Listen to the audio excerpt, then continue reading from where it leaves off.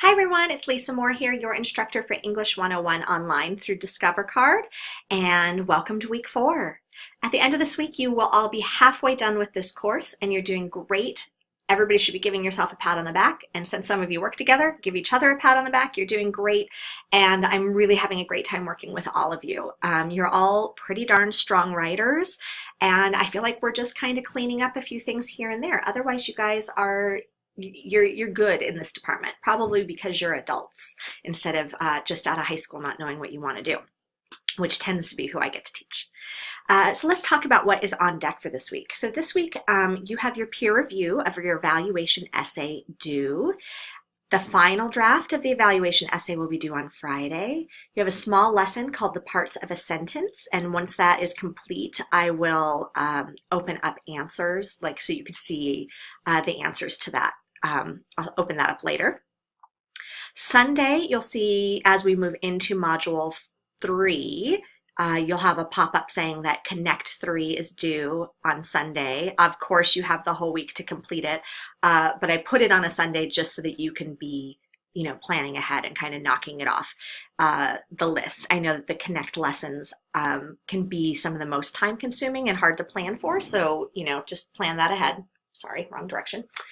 So here's some things I'd like to talk to you guys about. So you had an assignment in the past week called MLA, where you were showing me how to cite sources in MLA style on a works cited page, and that you also can cite in text.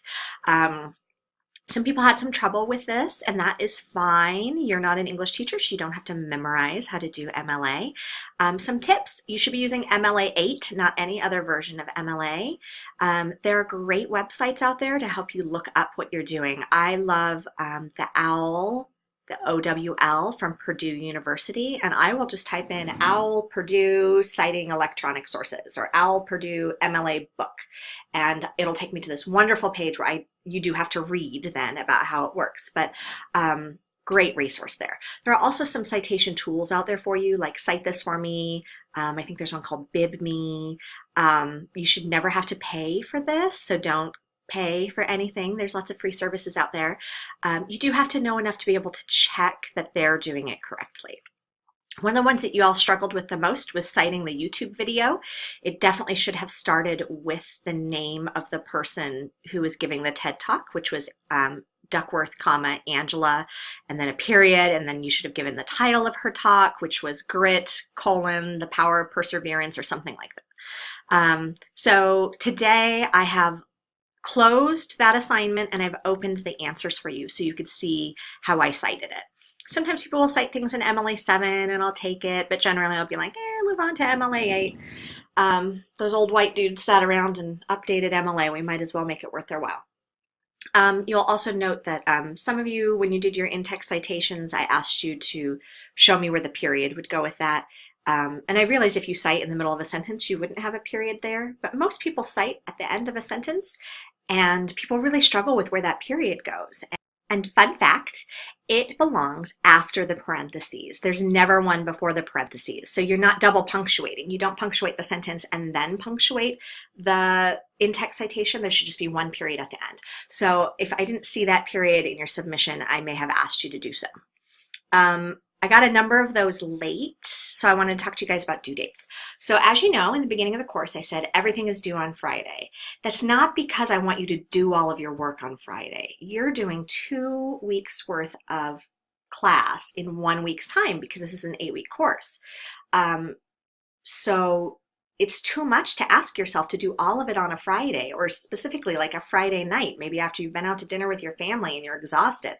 Why I have the due date placed on a Friday is so that you, as working professionals, can find time within your week that works for you.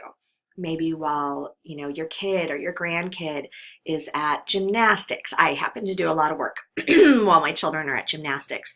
Or if you have a day off, or if there's a day where you get off early or something like that. You know what your schedule looks like.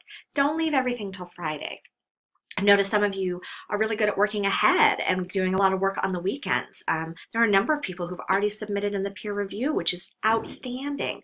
So I'm just trying to be flexible with you as adults learners who have lives and jobs. So that's why things are set as due on Friday. So make sure you get it all done by Friday. If you turn in something on a Saturday or a Sunday, I start docking points. So each per the syllabus, every day that something is late, it is 10% off. Okay, let's talk about what's on your plate this week. So peer review, as I mentioned, some people have already submitted for peer review. How you should submit is make sure that you keep all of your documents within that discussion so that I have access to them as well. I like to see them. You can either copy and paste them into the discussion, which may seem kind of old school and lame, but it's actually really easy because then your readers can just read while they're in the discussion group, or you could add it by clicking the little paper clip and submit it that way. We did discover that there's some other area that you're in a group and you have a file section. Don't submit it there because you're not keeping the same group and then it's out of the discussion and I can't see it when I score. This past week, you guys submitted your outlines to me and I got to see your thesis statements and I should have seen your hooks. I should have seen your topic sentences and your main points. A note about your thesis statements. I would like for you to make sure that you articulate your judgment on the thing you're evaluating in the thesis statement. So instead of me saying, Pino's Pizza has great pizza, great customer service, and amazing ambiance, I would say Pino's Pizza is the best Italian food restaurant in the Valley because, and then I would articulate. So make sure that statement is in your thesis statement. Outlines. Some of you did the thing where you said, here's where I'm going to talk about this, or I'm going to find a statistic about that. That's not how outlines work.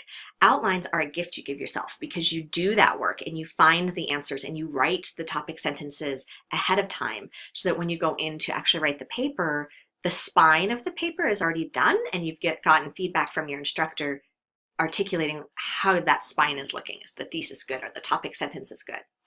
I'd like to encourage you all to use transitions. You may have noticed that there's a transition spot in the rubric, and vary change them up, change up those transitions. Instead of just saying one reason, blah, one reason, blah, one reason, blah, say one reason, another example of, furthermore, additionally, finally. There are lots of ways that you can use transitions to help your reader move through your piece. I think that I'm looking at notes that I have written that I've propped up in a little plant. I think that's everything I wanted to go over with you guys. So if you have any questions, comments, issues, panic attacks, please shoot me a message in Canvas. I am here in my sparsely decorated office, but I do have a plant. I'm here to help you guys out. So good luck this week, and I can't wait to see how peer review goes. Oh, peer review. Just one last comment. Post your essays by Wednesday at the latest. Wrap up your discussion with your group mates by Thursday at the latest so that they have all that feedback that they could use on their essay on Friday. Peer review is the only assignment that I'm not flexible on the due dates. Well, and then the essays. You can't wait till Friday on peer review because they need your feedback. So go ahead and dive in on that. So that would probably mean if you haven't already written your essay, you're writing it today and tomorrow so you could submit it on Wednesday. Okay, I'm officially done. I'll see y'all in Canvas. Bye-bye.